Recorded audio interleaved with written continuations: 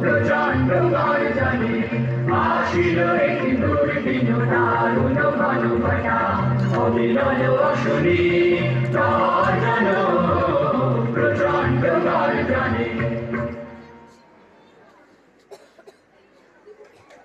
বিভীষণ তার নিজ স্থান নিজ রাজ্য পরিত্যাগ করে রাম লক্ষ্মণের সঙ্গে মিত্রতা স্থাপন করলেন। এবার রামচন্দ্র চাইলেন সাগরকে বন্ধন করতে।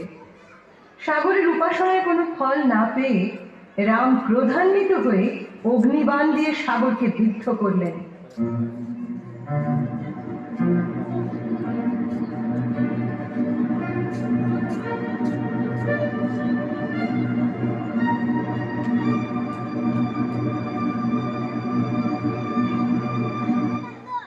ভীত হলেন সাগর।